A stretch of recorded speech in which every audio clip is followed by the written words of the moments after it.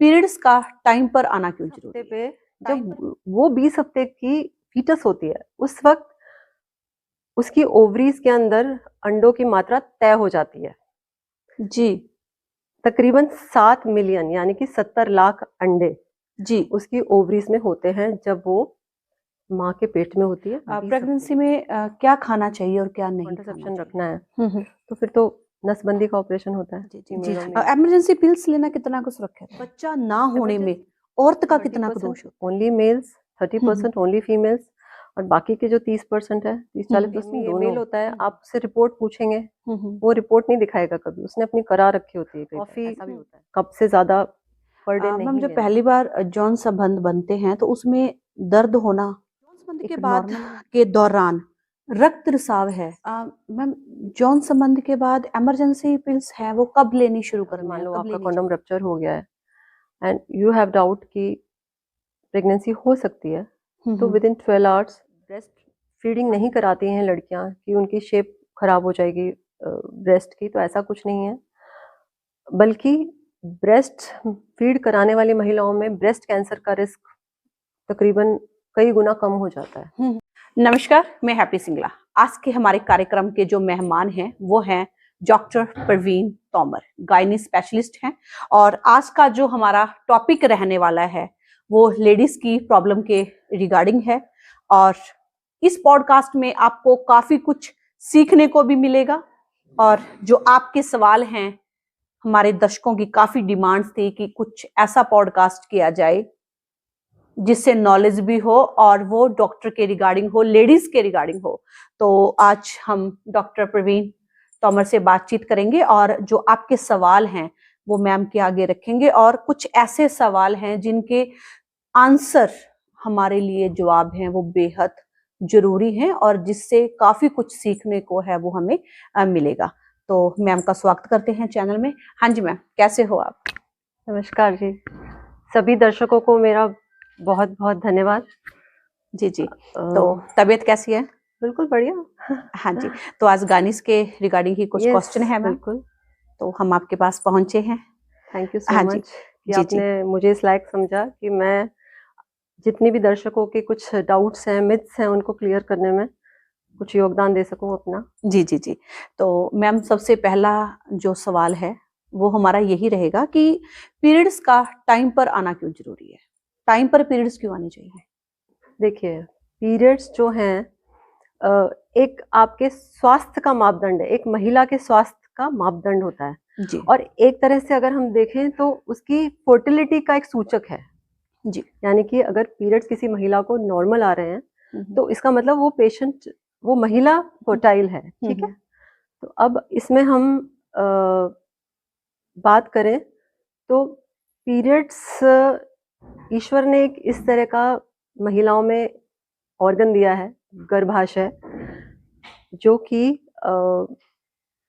बच्चे को धारण करने के लिए फीमेल्स में एक ब्लेसिंग्स हैं। जी जी जी। तो तकरीबन 11 से 15 साल की एज में पीरियड्स स्टार्ट होते हैं। जी जी जी। और उसको हम रजो दर्शन बोलते हैं। और पीरियड्स तकरीबन 45 टू 55 तक, मैक्सिमम 55 की एज तक महिलाओं को आते हैं, मतलब मंथली बेसिस पे आते हैं। तो जो पीरियड्स हैं उनको हम मासिक धर्म बोलते हैं हिंदी में। जी जी। और मासिक धर्म का जो चक्र है वो तकरीबन 28 दिन का एक नॉर्मल चक्र होता है, 28 से 30 दिन का। तो पीरियड्स इसलिए जरूरी हैं। अब हमें इसको जानने के लिए पीरियड्स के स्टार्ट से जाना पड़ेगा। जी जी। उससे भी पहले मैं आपको लेके जाती हूँ हिस्ट्री में। जी जी जी। आपको बिलीव नहीं होगा कि जब एक लड़की अपनी माँ के गर्भ में होती है, तकरीबन 20 हफ्ते पे, जब वो 20 हफ्ते की फीटस होती है उस वक्त उसकी ओवरीज के अंदर अंडों की मात्रा तय हो जाती है। जी।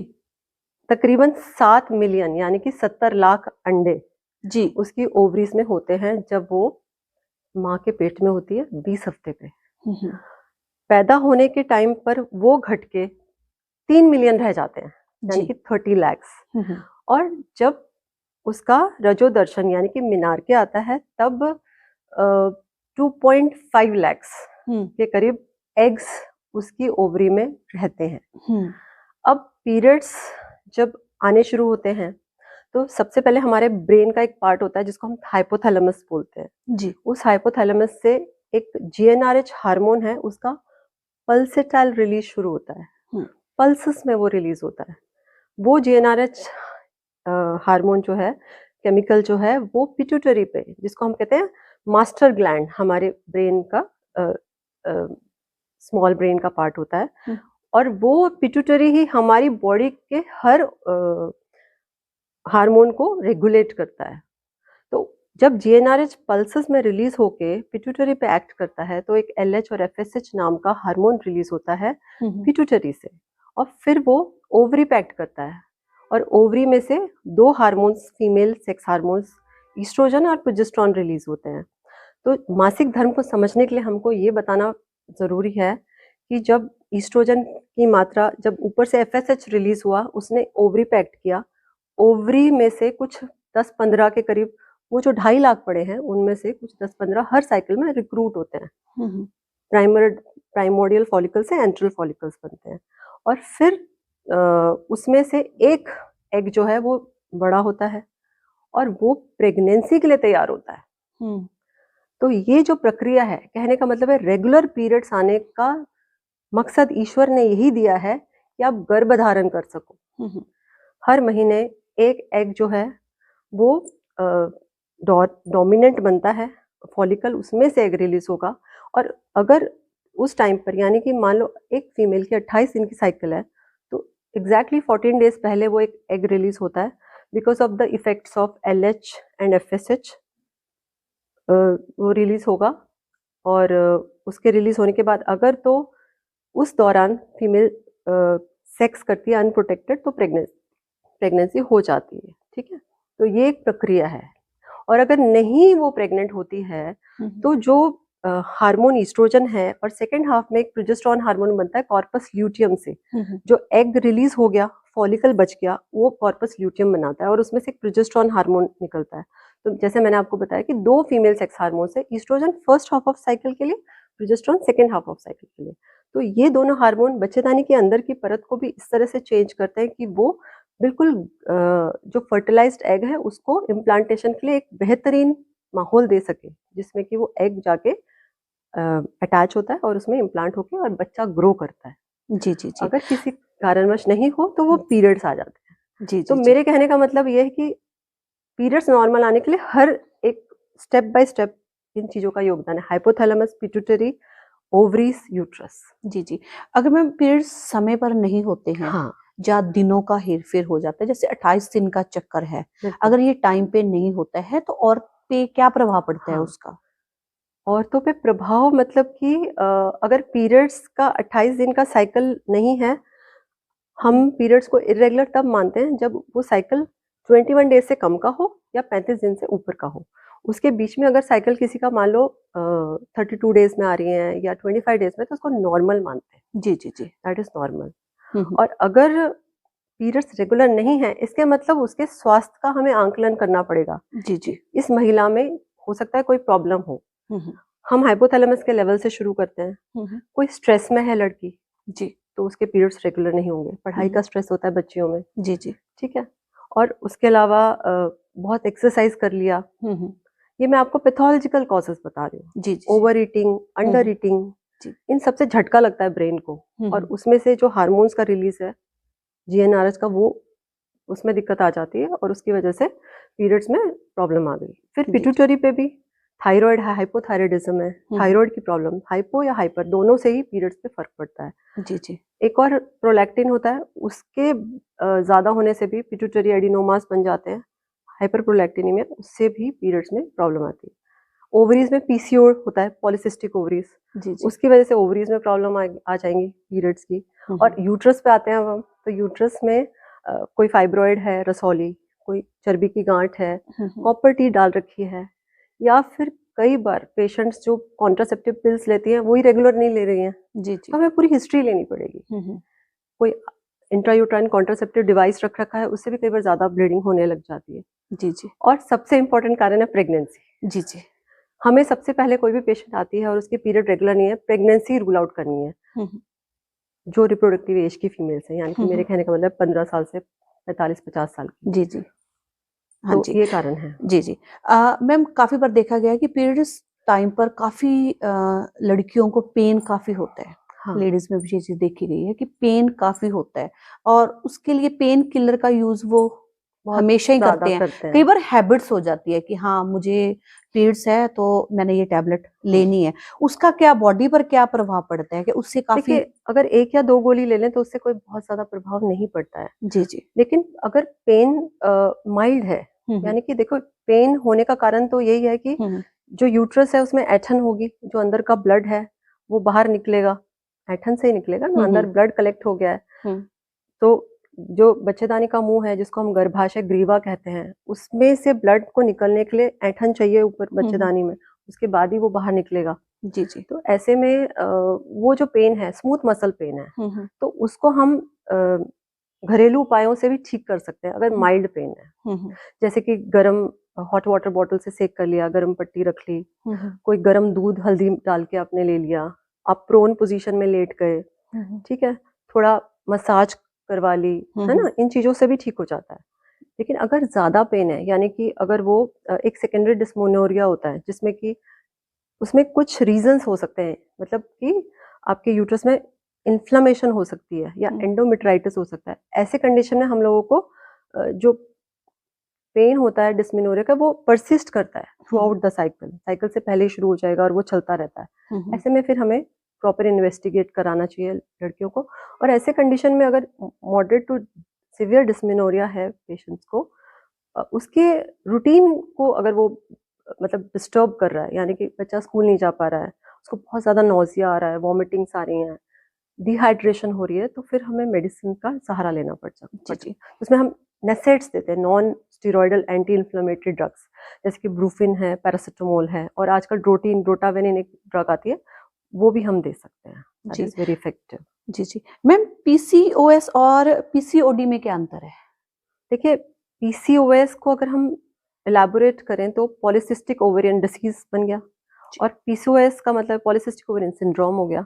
दोनों को हम इंटरचेंजेबली यूज कर सकते हैं, हम्म दोनों को ही जैसे ना इंटरचेंजेबली यूज कर सकते हैं। लेकिन जो पीसीओएस है that is a syndrome. Syndrome यानी कि उसमें आपका ब्रेन से जो एलएच रिलीज हो रहा है वो ज्यादा बनने लगता है, और उसकी वजह से नीचे एंड्रोजन्स ज्यादा बने लगते हैं, मतलब मेल हार्मोन्स ज्यादा बन रहे हैं। और जी। फीमेल जो बच्चियां हैं उनके अंदर फिर मेल वाले चेंजेस आने लग जाते हैं, यानी जैसे कि फेशियल हेयर ग्रोथ होने लग जाती है अपर लिप पे, चिन एरिया पे, चीक एरिया पे, जो कि हेयर कोर्स और डार्क होते हैं, हम्म रोए नहीं है वो, कोर्स और डार्क हेयर्स आते हैं। हम्म साथ में अपर चेस्ट में, इनर थाइस में, बैक में, हम्म तो वो एक मेल पैटर्न वालों का फेशियल हेयर ग्रोथ हो जाती है। और मेल पैटर्न बाल्डनेस भी आने लग जाती है, हेयर फॉल होना शुरू हो जाता है। हम्म तो ये एक सिंड्रोमिक रीजन है, पॉलिसिस्टिक ओवेरियन सिंड्रोम, जिसमें कि आपको एकने मतलब मुहासे और हर्सुटिज्म, जो मैंने आपको बताया बालों की जो ग्रोथ हो रही है, हम्म वो प्रॉब्लम होती है, और ओबेसिटी, हम्म। ये सब चीजें होने लग जाती हैं। तो जी। मैम गर्भ धारण करने से पहले क्या जी, क्या मतलब कैसी तैयारी होनी चाहिए, औरत को कैसे रेडी होना चाहिए कि वो प्रेगनेंसी के लिए अब तैयार है? देखिए, जब हम कहीं जाते हैं, ट्रैवल करते हैं, तो हम बहुत सारी तैयारियां करते हैं, ये ड्रेस रख लें, वो ड्रेस रख लें। जी जी जी जी। तो गर्भ धारण तो इतना इम्पोर्टेंट हमारी लाइफ का लाइफ चेंजिंग इवेंट है। हम्म तो पहले इतना ज़्यादा ध्यान नहीं दिया जाता था, पर हम्म जिस तरह से अब जनरेशन में हमारा खान-पान में इतनी प्रॉब्लम्स आने लग गई हैं, हम्म तो there is a term called pre conceptional care. मतलब हमें महिलाओं को एक बार मैरिज के बाद अगर वो प्लान कर रहे हैं कपल, जी तो जी। उनको ज़रूर हाँ, अपने डॉक्टर के पास सलाह लेने आना चाहिए, जिससे कि वो उनका एक इनिशियल चेकअप कर सकें। हम्म उस इनिशियल चेकअप में सबसे इम्पोर्टेंट तो देखिए वेट होता है। हम्म अगर फीमेल ओवर वेट है, हम्म यानी कि उसका बीएमआई अगर 25 से ऊपर है, हम्म तो उसको अपना वेट ज़रूर घटाना चाहिए। अंडर वेट भी है तो भी उसको कोशिश करनी चाहिए कि वो एक नॉर्मल 19 टू 24 जो बीएमआई होता है, उस रेंज में उसका वेट हो। हम्म दूसरी बात ये है कि उसके थायरॉइड की हमें हिस्ट्री लेनी चाहिए, ठीक है? और भी बाकी कुछ ब्लड टेस्ट होते हैं जो हमें करानी चाहिए, जैसे शुगर सबसे इम्पोर्टेंट है, हम्म कि शुगर की अगर कोई प्रॉब्लम है तो मतलब हमें ब्लड शुगर टेस्ट हो गए, और कुछ मार्कर टेस्ट होते हैं इन्फेक्शन वाले, वो करा लेने चाहिए। और थैलेसीमिया टेस्ट बहुत इंपॉर्टेंट है, वो भी हमें कराना चाहिए। मतलब जैसे हम शादी से पहले कुंडली मिलाते हैं, तो हमें ये भी बहुत इंपॉर्टेंट चीजें हैं। थैलेसीमिया जैसी बीमारी हमारी इस बेल्ट में बहुत ज्यादा है, तो उसके लिए हमें एक HPLC टेस्ट होता है, बहुत ही इकोनॉमिकल टेस्ट होता है, तो वो हमें जरूर कराना चाहिए दोनों पार्टनर्स का, जी जी क्योंकि उससे बच्चा प्रभावित हो तो उसको ब्लड डोनेशंस की जरूरत पड़ती है आगे, और उसकी लाइफ में बहुत प्रॉब्लम्स आती हैं। तो इस जी तरह जी से कुछ चीजें हैं जिनको पहले से तैयार करना है। साथ में एक्सरसाइज, योगा, मेडिटेशन, खान पान में अगर वो जंक फूड्स बहुत खा रहे हैं, नई नई शादी हुई है, बाहर की आउटिंग है, आज उस रिश्तेदार ने बुलाया, आज इस रिश्तेदार ने बुलाया, वो सब कुछ को कम करके शुरू करना चाहिए अपना हेल्दी बैलेंस डाइट। ये और कह साथ सकते में हैं तनाव होना चाहिए। फॉलिक एसिड शुरू करनी है। Folic acid 1 month before conception, मतलब जब वो कंसीव होना सोच रही है फीमेल, तो उसको 1 महीना पहले टैबलेट फॉलिक एसिड शुरू करनी है। 5 मिलीग्राम की गोली आती है। इस छोटी सी गोली को लेने से न्यूरल ट्यूब डिफेक्ट्स, जो बच्चों में कमर की हड्डी में फोड़ा बोलते हैं उसको, एक नॉर्मल उसमें स्पाइना बाइफिडा है, मेनिंगोमाइलोसिल है, एनेनकेफेली है, ये सारी प्रॉब्लम्स का उससे निजात मिल सकता है फॉलिक एसिड के 1 मंथ बिफोर, और continue to be till 12 weeks of pregnancy. जी जी तो ये चीज लेनी बहुत जरूरी है। जी जी प्रेगनेंसी में क्या खाना चाहिए और क्या नहीं खाना चाहिए? प्रेगनेंसी में वही है, सात्विक खाना खाना चाहिए, और साथ में मतलब मेनली देखिए, एक बच्ची जैसी उसका मीनार के स्टार्ट होता है, हर पेरेंट को मैं यही एडवाइस देती हूँ कि जैसे अब चिप्स कुरकुरों का टाइम खत्म हो गया, जी जी पिज्जा बर्गर का टाइम खत्म हो गया, now you have to take care of your daughter, कि वो एक अच्छी माँ बन सके, उसकी बॉडी उस माँ बनने वाले स्ट्रेस को झेल सके। तो हमेशा ऐसे बच्चियों में आपको हरी पत्तेदार सब्जियां, फ्रूट्स, दूध और बाकी दही, लस्सी, छाछ, ये सब का उसकी डाइट में समावेश होना चाहिए, क्योंकि आजकल देखा गया है कि लड़कियां दूध ही नहीं पीती हैं, एक बड़ा कॉमन सा हुआ है। तो कैल्शियम का बहुत कमी रहती है प्रेगनेंसी में, जो उनको बहुत तंग करती है बिकॉज ऑफ कैल्शियम डेफिशिएंसी, उनकी बोन्स में पेन होना, ये सब बड़ा कॉमन है। जी जी तो प्रेगनेंसी के अंदर जो डाइट है वो एक बैलेंस डाइट होनी चाहिए। सबसे इम्पोर्टेंट, सबसे पहले मैं ये बताऊंगी कि जो प्रेगनेंसी है उसमें वेट गेन कितना होना चाहिए। तो अगर एक नॉर्मल वेट की फीमेल है जिसका कि BMI 19 to 24 है, तो उसका 10 to 12 kg वेट गेन होना चाहिए पूरी प्रेगनेंसी में। अगर कोई अंडर वेट है तो उसका 13 to 14 kg, और अगर कोई ओवर वेट है, मतलब ऑलरेडी पहले से उसका BMI ज्यादा है, वो ओवर वेट में आती है, तो उसका only 7 to 8 kg he weight gain होना चाहिए। तो अब इसमें हमें बैलेंस डाइट शुरू करनी है। बैलेंस डाइट मतलब कि उसमें carbohydrates, proteins, fats, minerals, iron, calcium, इन सब का समावेश होना चाहिए। तकरीबन 60% कार्बोहाइड्रेट्स होने चाहिए, जिसमें आप रोटी है, राइस है, ओट्स है, दलिया है, ये कंज्यूम करेंगी प्रॉपर मील्स में। टोटल 300 प्लस कैलोरीज लेनी है फीमेल ने प्रेगनेंसी में। एक नॉन प्रेग्नेंट फीमेल से प्रेगनेंसी में सिर्फ 300 कैलोरीज एक्स्ट्रा लेनी होती है। तो वो आप एक एक्स्ट्रा चपाती ऐड कर ली आपने, या एक सर्विंग आपने वेजिटेबल की कटोरी ऐड कर ली साथ में, है ना, उससे कंप्लीट वो हो जाता है। जी जी बाकी फैट्स बहुत ज़्यादा नहीं लेने हैं, मॉडरेशन में ही फैट्स लेने हैं, और साथ में प्रोटीन्स की मात्रा अच्छी होनी चाहिए, क्योंकि proteins are the building blocks. तो बच्चे की अगर ग्रोथ अच्छी चाहिए तो हाई प्रोटीन डाइट लें। तो उसमें हमारे सारे, जैसे अगर आप वेजिटेरियन हो तो आप डेयरी प्रोडक्ट्स ले सकते हैं, पनीर ले सकते हैं, मशरूम्स हैं, मटर है, सोयाबीन है, सब तरह की दालें हैं, उनको अंकुरित करके ले सकते हैं, छिलके वाली दालों को। आयरन के लिए हमारे इंडिया में 80% से भी ज़्यादा फीमेल्स एनीमिक हैं जी, तो उनको अपनी डाइट में सैलड्स का यूटिलाइज करना चाहिए, जिसमें पालक है, चुकंदर और ब्रोकोली, इन सब का समावेश करना चाहिए। गुड़ बहुत अच्छा है आयरन को बढ़ाने के लिए, काले चने साथ में, ये सब चीज़ों का कंजप्शन बहुत ज़रूरी है। साथ में रात को कुछ बादाम भिगो के अर्ली मॉर्निंग लें, 1-2 वॉलनट्स ले लें साथ में, कुछ किशमिश, अंजीर भिगो के, तो दे आर वेरी गुड। अच्छा रहता है। माइक्रोन्यूट्रिएंट्स एंड मैक्रोन्यूट्रिएंट्स दोनों का ही कंजप्शन हो जाता है। ओमेगा 3 फैटी एसिड्स मिलते हैं, जो कि बच्चे की डेवलपमेंट में बहुत, ब्रेन डेवलपमेंट में बहुत हेल्पफुल होता है। जी जी। मैम, नॉर्मल प्रेगनेंसी और नॉर्मल डिलीवरी और सिजेरियन में क्या फर्क है? देखिए, कंसेप्शन जो है प्रोसेस, वो एक नेचुरल फिनोमिना है। हम्म, योनि मार्ग से स्पर्म जाता है और एग जी। को फर्टिलाइज करता है। तो नॉर्मल डिलीवरी भी वही फिनोमिना है कि जो फर्टिलाइज्ड एग है वो योनि मार्ग से ही डिलीवरी ओके। उसकी हो गई जी बच्चे जी। की। हम्म योनि मार्ग से बच्चे का पैदा होना is a normal delivery. Hmm caesarean delivery में कुछ ऐसी कंडीशंस आ जाती हैं जो कि नॉर्मल पॉसिबल जब नहीं होती है, हम्म तो बच्चे और माँ के सुरक्षा के लिए हमें सिजेरियन करना पड़ता है, हम्म जिसमें हम पेट के निचले हिस्से में एक इंसिजन लगा के, चीरा लगा के, और फिर हम यूट्रस की एंटीरियर वॉल पे चीरा लगा के बच्चे को निकाल के वापस से स्टिचिंग कर देते हैं यूट्रस के एंटीरियर लेयर को। बाकी जो 4-5 लेयर्स हैं हमारी एब्डोमेन की, उनको स्टिच करके और वापस से हम उसको दोबारा से स्टिचिंग कर देते हैं। तो जी ये फ़र्क है। जी जी।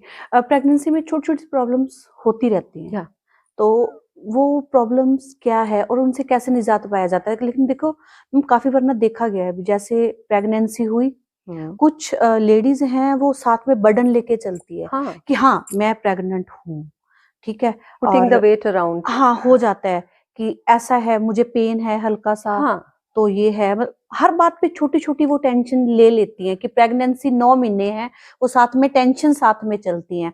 तो वो नॉर्मल छोटी छोटी दिक्कतें क्या आती हैं और उसका आप कैसे सोल्यूशन कर सकते हैं?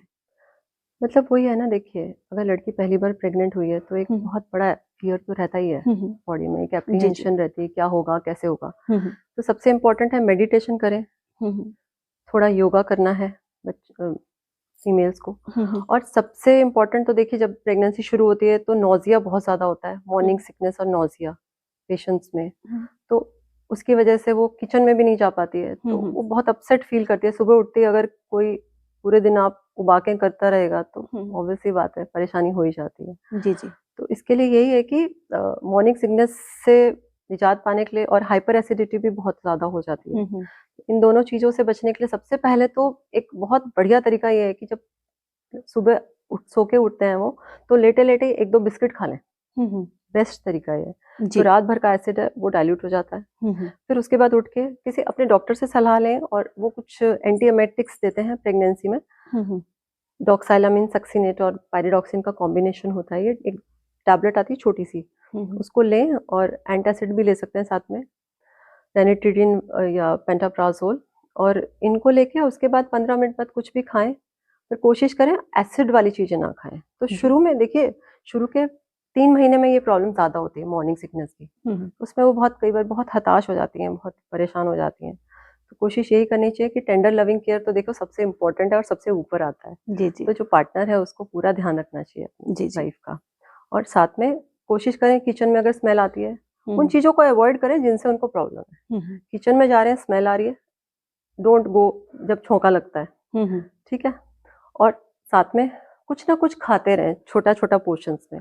मतलब जैसे हम एक नॉर्मल इंसान है 3 मील्स लेता है, प्रेगनेंसी में ऐसा नहीं करना है। हम्म छोटे-छोटे पोर्शंस लेने हैं, थोड़ा-थोड़ा खाना है, कई बार खाना है। हम्म उससे जो एसिड बनता है वो डाइल्यूट होता रहता है, और साथ में वही चीज़ें खानी है जो डाइजेस्ट हो सकती हैं। हम्म कुछ भी एक्सपेरिमेंट्स नहीं करने हैं। हम्म मतलब, या फिर कई बार ऐसा होता है कि जो चीज़ आप पहले खा रहे थे, उसको खाते ही आपको वॉमिटिंग आने लग जाती है। Don't try it again. Hmm simple चीज़ें खाओ। शुरू के तो 3 महीने में इसी तरह से होता है कि आपको कई बार ब्रेड के ऊपर ही कुछ वेजिटेबल्स लगा के कट करके सैंडविच बना के खाना पड़ता है, या तो इस तरह से टाइम चल जाता है आगे। जी 3 जी। मंथ्स के बाद अपने आप वॉमिटिंग कम हो जाती है, लेकिन हम्म तब फिर लेग क्रैम्प्स शुरू हो जाते हैं।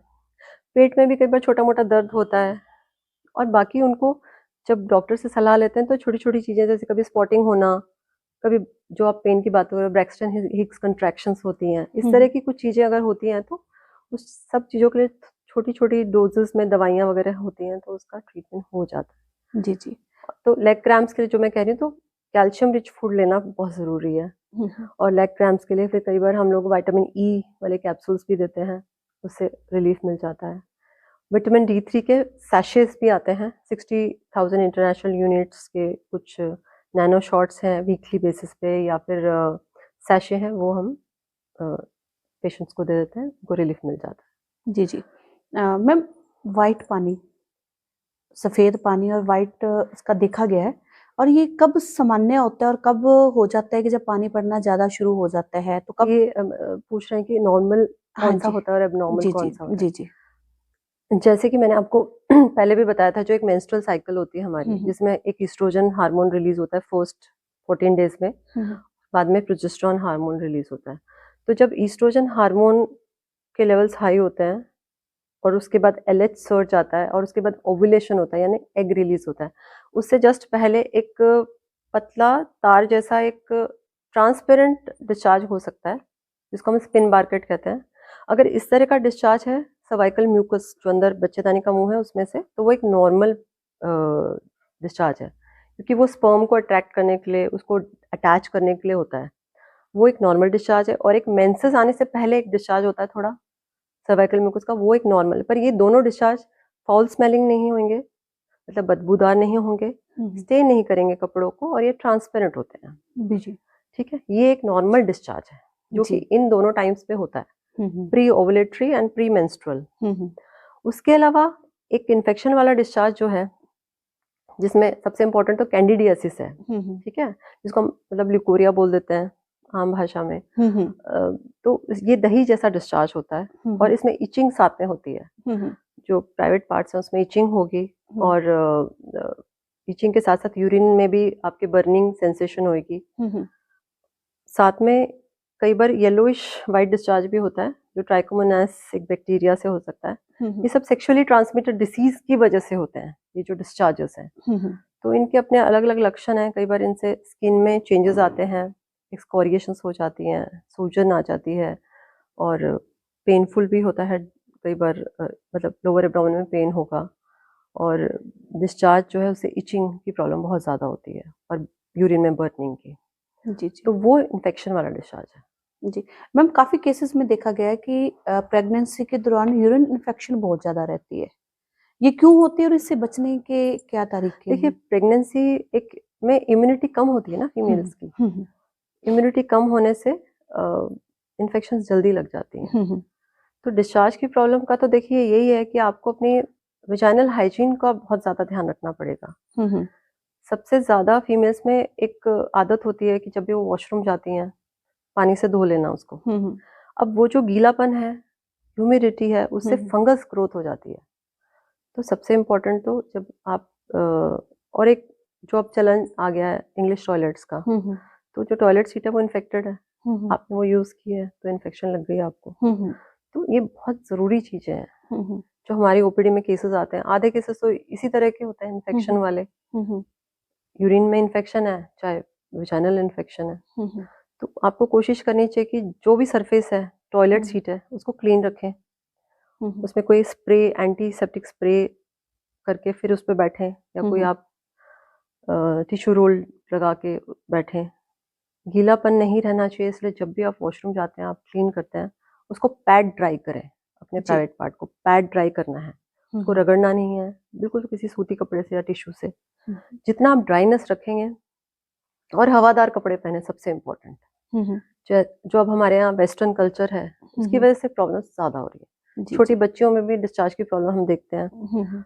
तो वो जो टाइट कपड़े पहनते हैं, उसकी वजह से हवा नहीं लगती है उस पार्ट में, तो धीरे धीरे हुमस आके और इन्फेक्शन आगे ग्रो कर जाती है। जी जी जी। मैम, गर्भ निरोधक के कौन कौन से तरीके और सबसे बेस्ट सही तरीका कौन सा है? देखिए, गर्भ निरोधक की बात करें हम, तो हम कपल को एक कैफेटेरिया अप्रोच दे देते हैं। कैफेटेरिया अप्रोच का मतलब होता है कि हमने कुछ चीज़ें उनके सामने परोस दी, और उसमें से वो सेलेक्ट कर लेंगे कि उनको क्या सही लगता है। गर्भ निरोधक में कॉन्डम सबसे मतलब जो फ्रिक्वेंटली सब यूज़ करते हैं, सबसे इम्पोर्टेंट है, लेकिन उसके फेलियर चांसेस थोड़े से ज़्यादा होते हैं, कॉन्डम फटने का खतरा रहता है।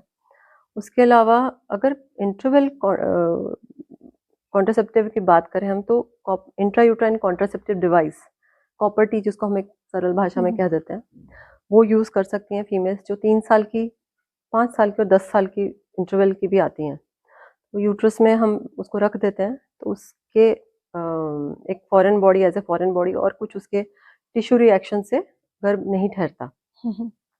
एक पिल्स भी आती हैं, कॉन्ट्रासेप्टिव पिल्स, जैसे जो सरकार ने जो एक मालाइन नाम से जो टैबलेट डिस्ट्रीब्यूट करती हैं महिलाओं को। जी जी। उसके अंदर 21 टैबलेट्स हार्मोन्स की होती हैं और 7 टैबलेट्स आयरन की होती हैं। तो ये बड़ी अच्छी एक मुहिम है फीमेल्स में आयरन की कमी को रोकने के लिए। तो एक माला डी मतलब माला एन हो गई जो सरकारी में आती है, और उसी के कुछ वेरिएंट्स है जो हमारे पास वैसे हम लोग मेडिकल स्टोर से ले सकते हैं, जैसे नोवलॉन है, फेमिलॉन है, ओवरऑल जी, ओवरऑल एल, इस तरह की मेडिसिन आती हैं। उसके अलावा जो है सबसे इम्पोर्टेंट, तो अगर आपको बिल्कुल परमानेंट कॉन्ट्रासेप्शन रखना है तो फिर तो नसबंदी का ऑपरेशन होता है जी फीमेल और जी। मेल का। जी। एंड फीमेल फेमिडोम्स भी आते हैं, टुडे आता है एक स्पंज जो फीमेल अपना सेक्स से कुछ हाफ एन आवर पहले इंसर्ट कर सकते हैं उसको, एंड देन स्पर्मिसाइडल्स होते हैं उसके अंदर, तो उससे प्रेगनेंसी प्रिवेंट होती है। जी जी। इमरजेंसी पिल्स लेना कितना कुछ रखे थे? इमरजेंसी पिल्स जो हैं, देखिए वंस इन अ वाइल ले सकते हैं। अब जैसे कॉन्ट्रासेप्टिव पिल्स की हम बात करें जो 21 दिन की गोलियां हैं, उसके अंदर जो मात्रा होती है पिल्स की, इमरजेंसी पिल में 10 गुना ज़्यादा होती है उससे। जी। उसमें एक लीवोनॉर्जेस्ट्रॉल नाम का एक मेडिसिन होती है, प्रोजेस्ट्रॉन। अगर एक माला इनकी गोली में वो 0.15 मिलीग्राम होता है, तो इमरजेंसी पिल के अंदर वो 1.5 मिलीग्राम, यानी 10 गुना। तो आपने अगर अपनी बॉडी को एकदम से इतना हाई डोज की हार्मोन दिया है तो उसके साइड इफेक्ट्स तो देखे होंगे। कई लोग हर महीने ले लेते हैं, तो वो चीज़ गलत है। उससे एकदम से आपके बॉडी को झटका, क्या ब्रेन को ही झटका लगेगा जब आपने इस तरह की मेडिसिन ली है, तो वो जी, ब्लड जी। में जाएगी और एकदम से ब्रेन में सिग्नल्स जाएंगे। तो वंस इन अ व्हाइल आप ले सकते हैं, बट इट्स नॉट लाइक कि आप हर महीने आई पिल्स ले रहे हैं। जी जी। तो ये चीज़ अवॉइड करनी चाहिए। जी। मैम, माँ बनना औरत के लिए बहुत बड़ी सौगात है, एक कुदरती वरदान है औरत के लिए, लेकिन काफ़ी बार बच्चा नहीं होता है और उसका जो मतलब दोषी है ना, वो औरत को ही माना जा रहा है कि ये प्रेग्नेंट नहीं हो रही है, इसके बच्चा नहीं है, डाइवोर्स दे दो, या हस्बैंड दूसरी शादी कर ले, औरत को ही दोषी माना गया है। बच्चा ना होने में औरत का कितना कुछ दोष होता है? 50-50%, दोनों जी। का 50-50%। हुँ, अगर हम इसको और इलैबोरेट करें तो हुँ, हुँ, 30% ओनली मेल्स, हुँ, हुँ, 30% ओनली फीमेल्स, और बाकी के जो 30% है, हुँ, हुँ, 30-40% दोनों। हुँ, हुँ, आजकल तो बल्कि मेल्स में इनफर्टिलिटी ज़्यादा निकल के आ रही है। हुँ, हुँ। तो जी। इसमें देखिए, मेट्रो सिटीज़ में अगर हम बात करते हैं तो वो लोग समझते हैं इस हुँ, बात हुँ, को। समझते तो ख़ैर यहाँ भी हैं, हुँ, हुँ, क्योंकि जो मेल होता है, आप उससे रिपोर्ट पूछेंगे, हुँ, हुँ, वो रिपोर्ट नहीं दिखाएगा कभी, उसने अपनी करा रखी होती है, कई बार ऐसा भी हुँ। होता है। जी, जी। उसमें निल स्पर्म्स होंगे या ओलिगोज़ूस्पर्मिया होगा, हुँ, हुँ, यानी कि बहुत कम मात्रा में शुक्राणु या है ही नहीं। हुँ, हुँ, वो अपनी रिपोर्ट कभी ज़ाहिर नहीं करता, हुँ, हुँ। ज़्यादातर हमने ये देखा है। जी, जी। तो इसमें दोनों का बिल्कुल सेम कंट्रीब्यूशन है इनफर्टिलिटी में, हुँ, हुँ, और इसके लिए उनके जो पेरेंट्स हैं उनको समझना चाहिए हुँ, हुँ, कि बेचारी लड़की के ऊपर आप सारा ब्लेम नहीं डाल सकते, हुँ, हुँ, क्योंकि उसके सारे टेस्ट आपने करवा दिए। कई हुँ, टेस्ट इन्वेसिव भी होते हैं, ब्लड हुँ, टेस्ट करा दिए, और मेल का आप छोटा-सा एक सैंपल ही तो देना है, हुँ, सीमेन हुँ। टेस्ट ही तो देना है। जी, जी। तो उसी में मना कर देता है वो हुँ, हुँ, कि भई मुझे अपना टेस्ट नहीं देना है और हुँ, कमी तो इनमें ही है। दे ऑलरेडी लेबल इट हुँ, कि हुँ, कमी तो लड़की में ही है, हुँ, हुँ। जबकि ऐसा होता नहीं है। जी, जी। और अब जैसे-जैसे आगे खान-पान का और मोबाइल फ़ोन्स का ज़्यादा यूज़ करते हैं, पॉकेट्स में फ़ोन रखते हैं, उसके बिल्कुल। रेडिएशंस हैं, टाइट जीन्स पहनना, इन सारे फैक्टर्स से मेल्स में इनफर्टिलिटी हम ज़्यादा देख रहे हैं, हुँ, हुँ, फीमेल्स के मुकाबले। हुँ, हुँ, तो ये भी एक दर्शकों को मैं बताना चाहूँगी कि अगर इस तरह से है, कपल को जाना चाहिए और कोशिश करनी चाहिए, जो हुँ, पहला हुँ, उनका विज़िट है, उसमें दोनों का चेकअप हो जाए। हुँ, हुँ। जी। और मैम, लेडीज़ के स्वास्थ्य की बात करते हैं, जो गाँव की लेडीज़ होती हैं और शहर की लेडीज़ हैं, उनके स्वास्थ्य में कितना अंतर होता है? बेसिकली तो देखिए सेडेंटरी लाइफ़स्टाइल ज़्यादा है हुँ, शहर की लेडीज़ में। जो गाँव में हार्ड वर्क करते हैं वो, इतना शहर में हार्ड वर्क नहीं होता। हुँ, हुँ, कुछ बेसिक से काम होते हैं, तो इसलिए अगर वो अपने बॉडी पे नहीं ध्यान देंगी, मतलब अगर वो एक्सरसाइज़ नहीं करते हैं, खान-पान पे ध्यान नहीं रखते हैं, और हुँ, अब वही बात है कि शहरों में फिर कुछ ऐसा कल्चर भी हो गया है, वीकेंड्स पे बाहर खा के आना है या हुँ, कभी भी इस तरह की चीज़ों को घर पे मंगा के खा लेना, जो पैकेज्ड फूड है, जंक फूड है, ये सब शहरों में ज़्यादा इस चीज़ का प्रचलन है, गाँव में नहीं है। गाँव में एक सिंपल देसी खाना खाया जाता है, वो हेल्दी है। जी जी। और आज के समय में मैं देखे मैम, जैसे नशा है एक मीठे जहर की तरह बढ़ता जा रहा है। नशे के प्रभाव में आजकल औरतें भी शामिल हो रही हैं, काफी असर देखा जाता है। अगर कोई औरत नशे का सेवन कर रही है तो उसका बच्चे पर कितना का प्रभाव पड़ता है जब वो प्रेगनेंसी ग्रहण करती है, जब वो प्रेग्नेंट होती है, तो उसमें नशे के सिंडम है, वो नशा ले रही है। मतलब देखा गया है काफी लेडीज वोडका भी लेती हैं, सिगरेट है वो भी ले रही है, तो उसका बच्चे पर कितना का असर पड़ता है? देखिए, अल्कोहल, स्मोकिंग दोनों ही प्रेगनेंसी के लिए हार्मफुल है। प्रेग्नेंट अगर होना चाहती है महिला और वो किसी भी इस तरह की वस्तु का सेवन कर रही है, चाहे वो अल्कोहल है, चाहे वो सिगरेट है, दोनों ही बच्चे के लिए हानिकारक है। बच्चे में निकोटीन की वजह से उसके जो बॉडी के जब ऑर्गन्स बनते हैं, जब बॉडी फॉर्मेशन हो रहा है, तब भी उसमें दिक्कत आ सकती है। और इस तरह के बच्चे वो बहुत ही कमजोर IUGR बेबीज होते हैं, क्योंकि जो ब्लड वेसल्स हैं जो बच्चे में खून की सप्लाई कर रही हैं वो सिकुड़ जाती है, और इस तरह के बच्चों में फिर बहुत ही लो वेट बेबीज होंगे या प्री टर्म डिलीवरी हो जाएंगी, प्लेसेंटा में चेंजेस आ जाते हैं। तो कहने की बात यह है कि इस तरह के बच्चों में बहुत ज़्यादा प्रॉब्लम्स आ जाती हैं, प्री टर्म डिलीवरीज हो जाती हैं। इसी तरह से अल्कोहल का भी इसी तरह का इफेक्ट पड़ता है। जी जी। दोनों ही चीजें बच्चे के लिए हानिकारक है। इवन कॉफी भी हानिकारक है। कई बार लड़कियां कॉफी बहुत पीती हैं। जी जी। तो प्रेगनेंसी में कैफीन का इंटेक भी नुकसान करता है। एक कॉफी कप से ज्यादा पर डे नहीं लेना है, तो ये इम्पोर्टेंट है। जी जी। इवन एरेटेड ड्रिंक्स, जो हम कोल्ड ड्रिंक्स पी रहे हैं या जो भी जंक फूड है, इन सब में हाई सोडियम कंटेंट्स होता है, हाई शुगर कंटेंट होता है, तो इनका भी सेवन उतना ही नुकसान करेगा। जी जी। मैम, जब पहली बार यौन संबंध बनते हैं तो उसमें दर्द होना एक नॉर्मल है? वैसे देखिए, जब एक महिला यौन संबंध पहली बार उसका बनना होता है, जी जी। उससे पहले उसको इतने लोग बताते हैं, उसकी सहेलियां, जी है ना, तो उससे उसके अंदर एक मन में डर तो बैठ ही जाता है। जी जी। तो एप्रीहेंशन होता ही है। और जब उसकी फर्स्ट नाइट आती है और जब यौन संबंध बनाना है उसको, तो वो एक उस डर की वजह से, और साथ में अगर she is not prepared mentally, मतलब अगर सेक्स किया जाए विदाउट एनी फोरप्ले, उसको लुब्रिकेशन नहीं हुआ है, तो उसको वेजाइना में ड्राइनेस भी रहेगी, टाइटनिंग भी रहेगी, और कई बार वेजिनिस्मस नाम की एक प्रॉब्लम होती है जिसकी वजह से इनवॉलेंट्री मसल्स को कंट्रैक्ट कर लेती हैं फीमेल्स। तो ये सब होना स्वाभाविक है।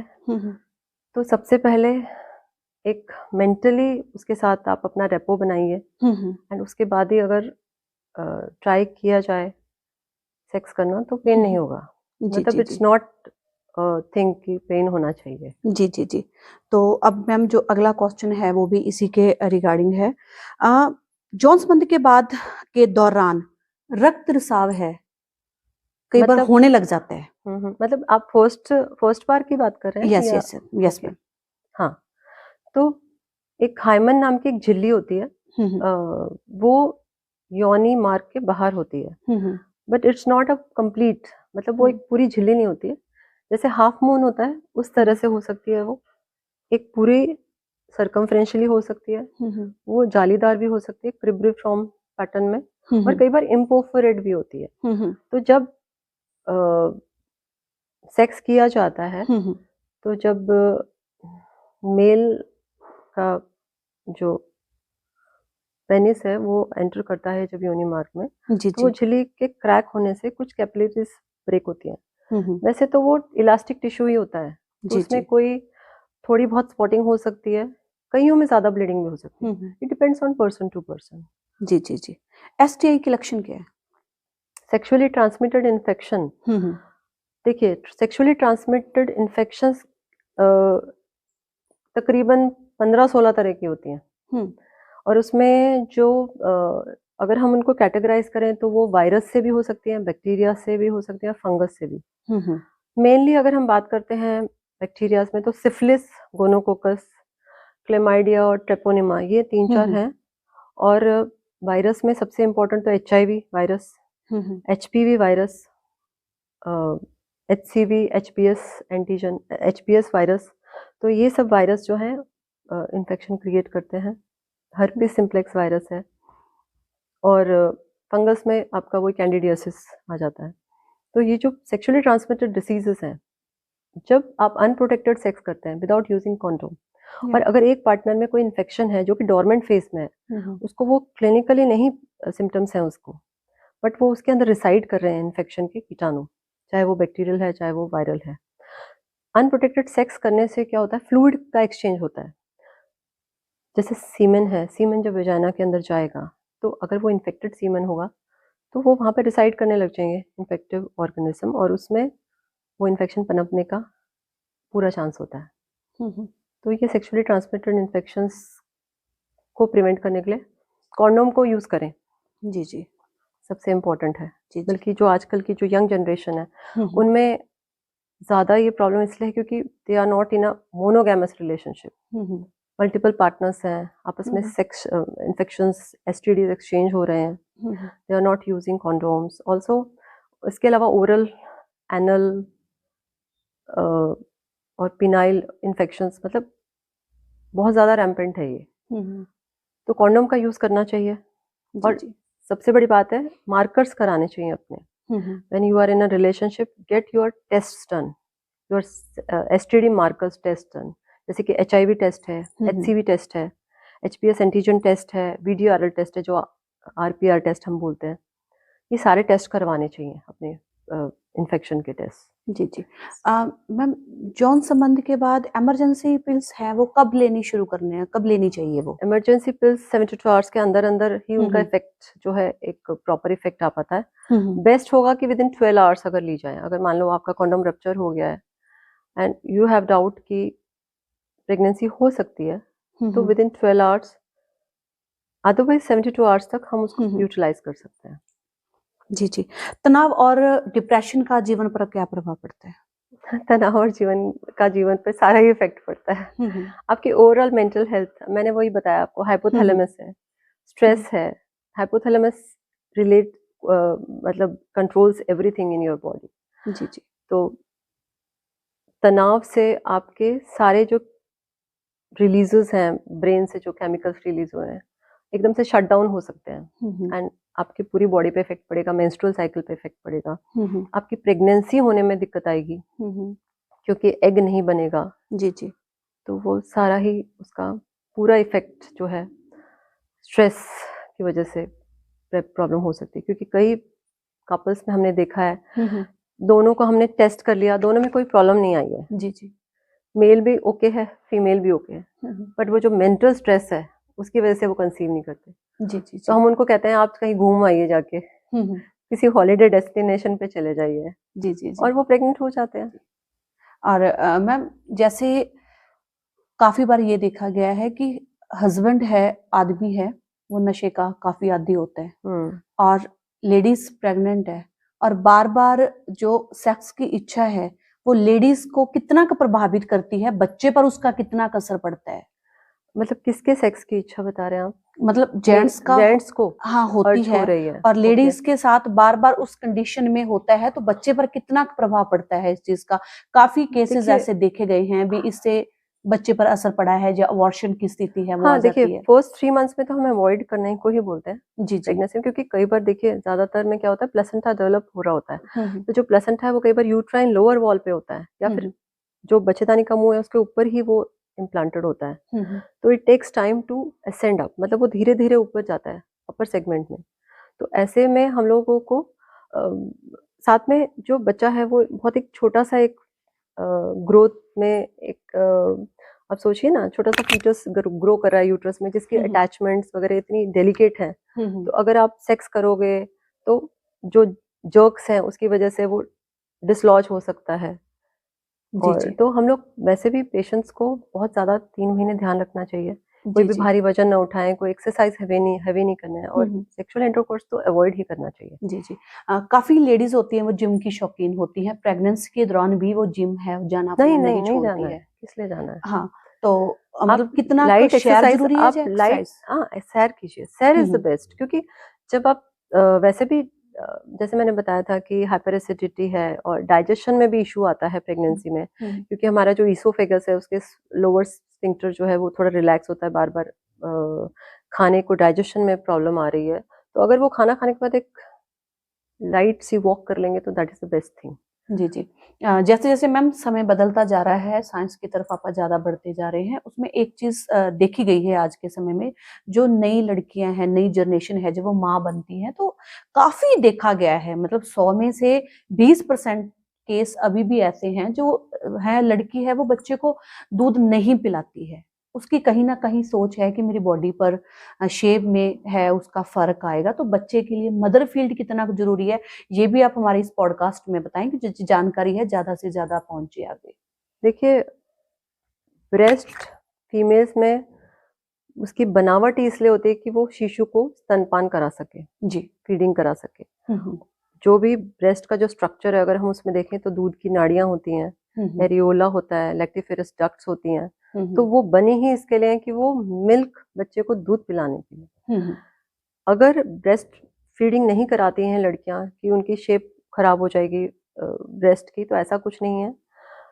बल्कि ब्रेस्ट फीड कराने वाली महिलाओं में ब्रेस्ट कैंसर का रिस्क तकरीबन कई गुना कम हो जाता है। हम्म तो ये बहुत ज़रूरी है कि वो फीड कराएं, जी जी। क्योंकि मिल्क ने तो प्रोड्यूस होना ही है। हम्म जब एक प्रेगनेंसी में चेंजेस आते हैं, जिस तरह से बच्चा डिलीवरी के टाइम बिल्कुल नॉर्मली पेन शुरू होता है और बच्चा बाहर निकलता है, प्लेसेंटा अलग होता है, यूट्रस कॉन्ट्रैक्ट होता है, उसके बाद कुछ हार्मोन्स के चेंजेस आते हैं, ब्रेस्ट मिल्क बनने लग जाता है। कई बार तो प्रेगनेंसी में ही ब्रेस्ट मिल्क शुरू हो जाता है, जी जी। 7th 8th मंथ में। तो फीमेल की बॉडी प्रिपेयर हो रही होती है, उसने बच्चे को पैदा करने के बाद उसको फीड भी कराना है। हम्म जैसे पशुओं में होता है वैसे ही इंसानों में है, सब चीजें हम्म सेम है। तो जी अगर जी। फीड नहीं कराएंगे तो वो जो मिल्क अंदर रुक गया है, उसकी वजह से इन्फेक्शन होने का और आगे उसमें ब्रेस्ट कैंसर के चांसेस होने का बहुत ज़्यादा खतरा होता है। जी जी। तो ब्रेस्ट मिल्क, और अगर किसी में ये धारणा है कि दूध पिलाने से हमारी जो ब्रेस्ट है वो सैगिंग हो जाएंगी, या तो आप एक्सरसाइज करिए। After exercise you will regain the shape. जी जी जी। मदर फीड कब तक बच्चे को कराना चाहिए, सही टाइमिंग? आइडियली तो देखिए 1.5 साल तक तो कराना ही चाहिए। हम्म और जैसे बच्चा 6 महीने के बाद तो सॉलिड भी लेने लग जाता है, हम्म तो कई बार रात के टाइम बच्चा फीड करता है, एक बच्चे को एक सेटिस्फेक्शन मिलती है माँ के समीप रहकर उसका फीड लेके। वो एक प्रोटेक्टिव एनवायरनमेंट का की महसूस करता है उस चीज को। जी तो जी। 1.5 साल तो पिला सकते हैं। जी जी। तो आज के पॉडकास्ट के माध्यम से आप क्या संदेश हैं वो देना चाहती हैं, जो नए पेरेंट्स हैं वो बनने जा रहे हैं उनको भी, और जो नई जनरेशन है उनके लिए भी? मैं नई जनरेशन के लिए तो यही एक संदेश देना चाहती हूँ कि जो भी बच्चियां हैं, देखिए आप हमारा भविष्य है। हम्म तो आपको अपने बॉडी को स्ट्रॉन्ग रखना है, आपको इस तरह का खान-पान करना है, एक्सरसाइज करनी है, डी-स्ट्रेस रहना है, क्योंकि आजकल के चैलेंजिंग वर्ल्ड में जहाँ पर जी। इतना कंपटीशन बढ़ गया है, हम्म बच्चों पे एकदम से स्ट्रेस आता है। आप सोचिए लड़कों और लड़कियों में कितना एक बहुत बड़ा अंतर है कि लड़कियों को पीरियड्स के तकलीफ को भी झेलना पड़ता है हर महीने, और साथ में उनको वो कंपटीशन एग्ज़ाम भी देने पड़ते हैं, जी। और बॉडी भी उनकी चेंज हो रही होती है एडोलेसेंट एज में। तो पेरेंट्स के लिए जो उनके माँ-बाप हैं, उनको मैं यही संदेश देना चाहती हूँ कि बच्चों पे ध्यान रखें, प्रॉपर स्लीप हो, उनकी प्रॉपर डाइट हो, दे शुड एक्सरसाइज। पढ़ाई के साथ-साथ एक्सरसाइज भी बहुत ज़रूरी है, सनलाइट ज़रूरी है। ये मैं उन बच्चियों के लिए बता रही हूँ जो 11 से 19 साल की एज की हैं। जी जी। और जो कपल्स इनफर्टिलिटी है या अभी नई न्यूली मैरिड हैं, they should understand each other. एक मेंटल कनेक्ट होना चाहिए उनका। Start making food at your kitchen instead of going outside and having the junk food. और साथ में उसके जब भी आप प्रेगनेंसी के लिए प्लान कर रहे हैं तो डी स्ट्रेस रहें। हम्म इस चैलेंजिंग वर्ल्ड में इतने फास्ट पेस वर्ल्ड में सबसे इम्पोर्टेंट आपका डी स्ट्रेस सबसे इम्पोर्टेंट है। जी जी।